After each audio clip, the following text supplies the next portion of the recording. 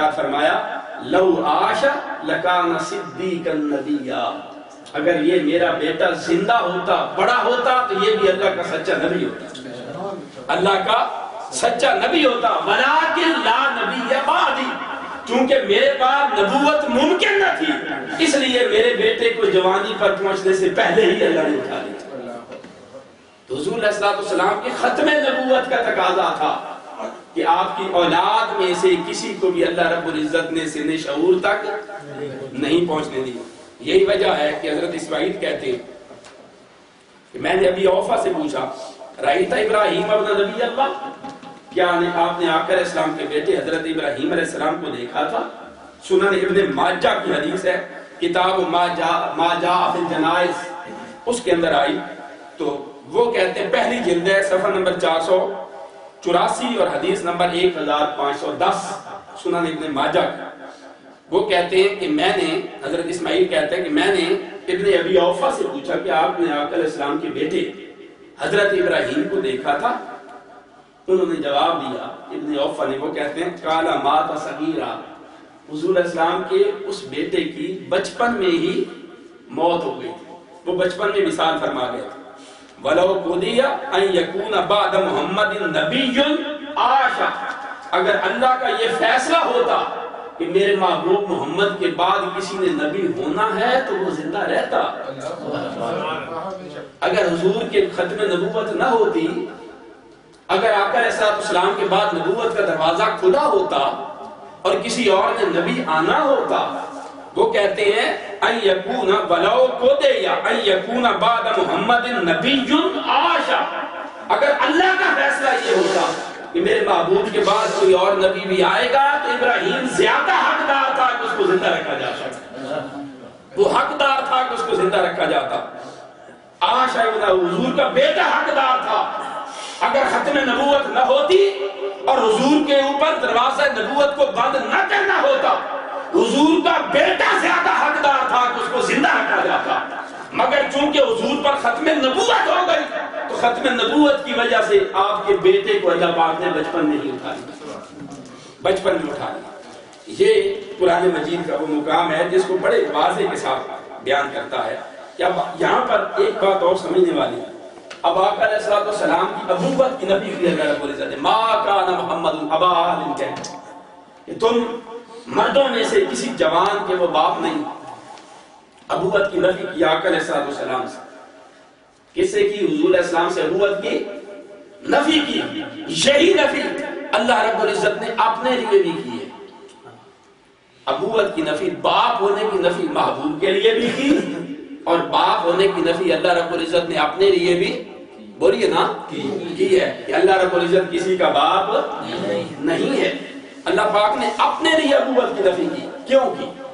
سوال پیدا ہوتا ہے، اس لیے کہ اللہ رب العزت کے لیے بھی باپ مانے جا رہے، اللہ رب العزت کو بھی باپ کہا جا رہا تھا۔ کیا یہودیوں نے، قرآن کہتا ہے قالت الیہود عزیر ابن اللہ، یہودی کہنے لگے کہ حضرت عزیر علیہ السلام اللہ کے بیٹے ہیں، تو کیا اللہ رب العزت کو عزیر علیہ السلام کا باپ کہا گیا یا نہ کہا گیا؟ ہے جی کہا گیا۔ وقالت النصارى المسیح ابن اللہ، اور عیسائی کہنے لگے کہ حضرت عیسیٰ علیہ السلام اللہ کے بیٹے، اللہ کے بیٹے، مگر اللہ رب العزت ارشاد فرماتا ہے، وہ ابنیت کی کلیت نفی کرتا ہے، وہ کہتا ہے لم یلد، میں نے کسی کو نہیں جنا، میں کسی کا باپ نہیں ہوں، ولم یولد، میں کسی کا بیٹا نہیں ہوں، تو وہ تو باپ ہونے سے پاک ہے، یہ بیٹا بنا رہے تھے۔ اب ابنیت کی نفی کیوں کی گئی اس پر غور کریں، جس طرح میں لانا چاہتا ہوں۔ اگر اللہ رب العزت کے بیٹے ہونے کی نفی اس لیے، اگر اللہ رب العزت کا بیٹا ہوتا، اور یہی وجہ ہے آقا علیہ السلام کی زبان سے بھی کروایا، حضور علیہ السلام نے فرمایا کل، اللہ پاک نے ارشاد فرمایا سورہ زخرف کے اندر، کل ان کان للرحمن ولد فانا اول العابدین، میرے حبیب نے فرما دی کہ اگر اللہ رب العزت کا بیٹا ہوتا تو میں سب سے پہلے اس کی عبادت کرتا۔ حضور نے فرمایا اللہ رب العزت کا اگر بیٹا ہوتا تو میں سب سے پہلے اس کی عبادت کرتا۔ کیوں؟ اس لیے کہ اگر اللہ کا بیٹا ہوتا تو وہ نافرمان ہونا تو اس کا نام محال تھا نا، بولیے اگر اللہ کا بیٹا ہوتا تو فرما بردار ہوتا یا نافرمان ہوتا؟ جی اگر فرما بردار ہوتا، اب بیٹے کو باپ کے ساتھ ایک جزئیت اور نسبت ہوتی ہے یا نہیں ہوتی؟ اگر اللہ کا بیٹا ہوتا اور اللہ رب العزت معبود ہے تو بیٹا بھی معبود ہوتا یا نہ ہوتا؟ اور نافرمان بھی نہ ہوتا۔ یہ ممکن نہیں کہ خدا کا بیٹا ہو اور نافرمان ہو، استغفر اللہ، نافرمان بھی نہیں، اللہ کا بیٹا ہے اور بیٹے کو باپ سے جزئیت ہوتی ہے۔ اگر معاذ اللہ خدا کا بیٹا ہوتا اور بیٹا ہو کر وہ خدا نہ ہوتا تو یہ اللہ رب العزت کی شان کے منافی تھا کہ اپنے بیٹے کو خدا نہ بنا سکا، استغفر اللہ، یہ اس کے کمال کے منافی تھا کہ اپنے بیٹے کو خدا ہی نہ دے سکا۔ اس نے کہا کہ اگر بیٹا ہو اور بیٹا خدا ہو جائے تو میں لا شریک نہیں رہتا، میں لا شریک نہیں رہتا، میری توحید نہیں بچتی۔ اگر توحید کو بچانا ہے تو اس کا ایک ہی طریقہ ہے کہ میرا بیٹا ہی نہ ہو۔ اپنی توحید کی بچت کے لیے اس نے باپ ہونے سے انکار کر دیا، تو اپنی توحید کا اعلان کرنا تھا، اس لیے اس نے کہا لوگوں لم یلد، میں کسی کا باپ نہیں ہوں۔ جب محبوب کی ختم نبوت آئی اور ختم نبوت کو بچانا تھا تو کہا میرا محبوب بھی کسی کا باپ نہیں ہے۔ نعرہ تکبیر، نعرہ رسالت، یا رسول اللہ۔ یہ اللہ رب العزت نے آقا علیہ السلام کے ختم نبوت کی نفی اس لیے کی، اگر بیٹا ہوتا نبی نہ ہوتا تو میرے محبوب کی شان کم ہوتی۔ بالکل اسی طرح اگر میرا بیٹا ہوتا اور خدا ہوتا تو میری توحید بچ نہ سکتی تھی، تو شرک ہو جاتا۔ بلکہ دو خداؤں میں قرآن کہتا ہے لو کان فیہما آلہۃ الا اللہ لفسدتا، قرآن کہتا ہے اگر اس کائنات میں دو خدا ہوتے تو جھگڑا پیدا ہو جاتا، فساد برپا ہو جاتا۔ کیوں؟ ایک خدا کہتا، باپ کہتا جاؤ فلاں بندے کی روح قبض کر کے لاؤ، بیٹا کہتا نہیں ابھی نہیں کرنی، بیٹا بھی تو خدا ہے۔ قرآن کہتا ہے لو کان فیہما آلہۃ الا اللہ لفسدتا، اگر دو خدا ہوتے اللہ کے علاوہ تو فساد برپا ہو جاتا۔ باپ کہتا بارش برساؤ فلاں علاقے میں، بیٹا کہتا نہیں برسانا۔ اب فرشتے کیا کرتے؟ باپ کی مانتے ہیں تو بیٹا ناراض، بیٹا اٹھا کے جہنم میں پھینک دے گا، اور بیٹے کی مانتے ہیں تو باپ اٹھا کے جہنم میں پھینک دے گا۔ تو فساد پیدا ہوتا ہے یا نہ ہوتا ہے جی؟ اس لیے اللہ رب العزت نے فرمایا فساد سے بچتے تب ہیں اگر بیٹا ہوگا وہ بھی خدا ہوگا، اور خدا ہوا تو دو خدا، توحید نہیں رہے گی، شرک ہو جائے گا، فساد برپا ہوگا۔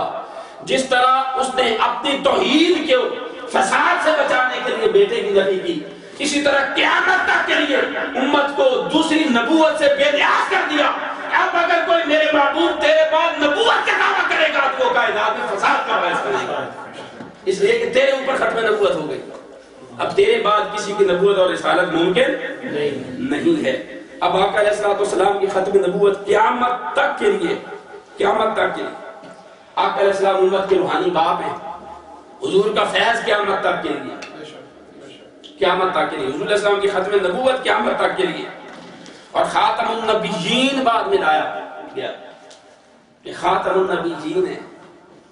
نبی عام ہوتا ہے، بولیے نبی کیا ہوتا ہے؟ عام ہوتا ہے۔ رسول خاص ہوتا ہے۔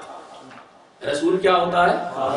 ہر رسول نبی ہوتا ہے مگر ہر نبی رسول نہیں ہوتا۔ آخر میں خاتم النبیین کہا ما کان محمد ابا احد من رجالکم ولکن رسول اللہ، اللہ کے رسول ہیں، آخری نبی ہیں، آخری نبی ہیں۔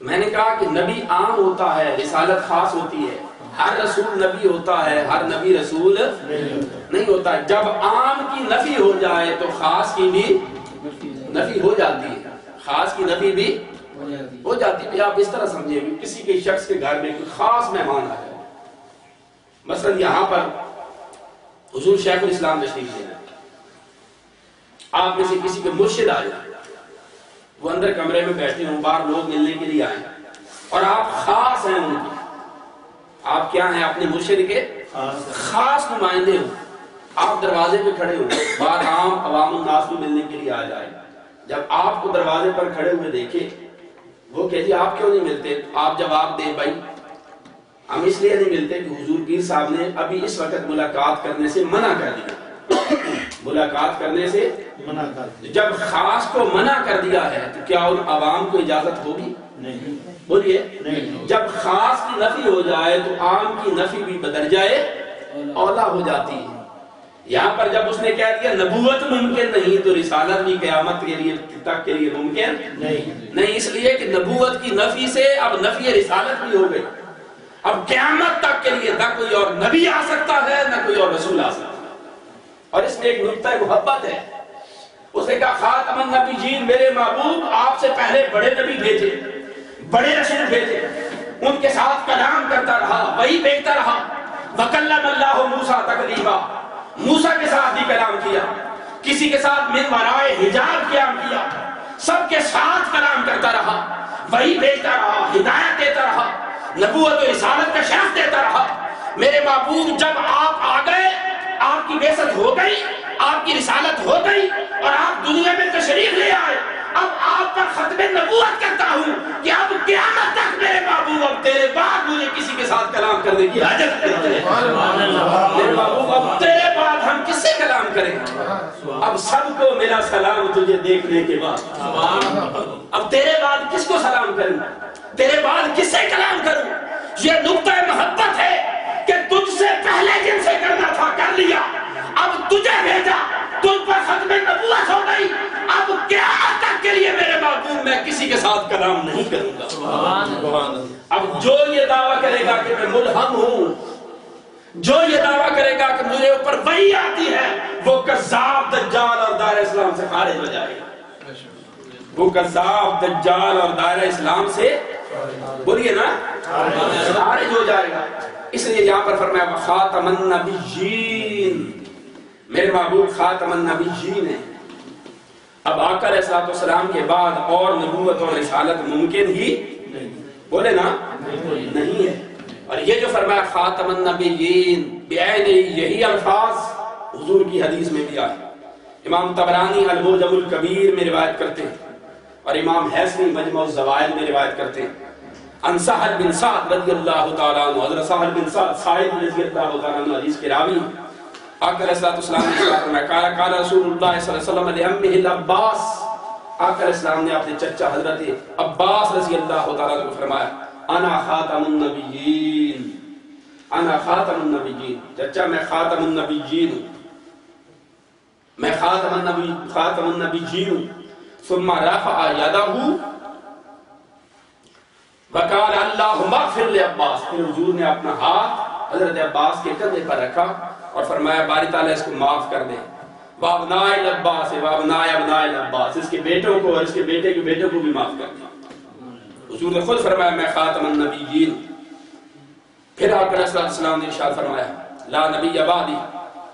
حضرت عبداللہ بن عمر رضی اللہ تعالیٰ عنہ وہ روایت کرتے ہیں، امام احمد بن حنبل اپنی مسند میں روایت کرتے ہیں خارج علینا رسول اللہ صلی اللہ علیہ وسلم یوم کالمودع، آقا علیہ السلام ایک دن ہمارے پاس تشریف لائے، حضور نے خطاب کیا اور خطاب اس طرح کیا کالمودع، جس طرح کوئی الوداع کہنے والا الوداعی کلمات کہتا ہے، کوئی رخصت ہونے والا جس طرح کلمات کہتا ہے، اس طرح خطاب کیا اور فرمایا انا محمد النبی الامی، قالہ ثلاث، حضور نے 3 مرتبہ فرمایا لوگو انا محمد النبی الامی، میں نبی امی ہوں، لوگو میں نبی امی ہوں، لوگو میں نبی امی ہوں۔ وقال بعدی لا نبی بعدی، اور پھر حضور نے فرمایا سن لو میں نبی امی ہوں اور میرے بعد اب قیامت تک کے لیے کوئی نبی نہیں ہے۔ اوتیت فواتح الکلم، اللہ رب العزت نے مجھے فاتح کلام بنا کر بھیجا ہے، وخاتمہ وجامعہ، وعلمت کم خزنتہ النار وحملت العرش وتجوز فی اوفیت امتی۔ حضور صلی اللہ علیہ وسلم نے فرمایا مجھے خاتم الکلام اللہ پاک نے بنا کر بھیجا، جامع الکلم بنا کر بھیجا، مجھ پر نبوت اور رسالت ختم ہو رہی ہے۔ جس چیز کو میں حلال کرتا ہوں اس کو حلال سمجھو، جس کو میں حرام کرتا ہوں اس کو حرام سمجھو، اور تمہارے اوپر کتاب اللہ اور سنت رسول کی پیروی لازم ہے۔ یہ آخری خطبہ حضور کی زندگی کا، آقا علیہ السلام اس کے اندر بھی ختم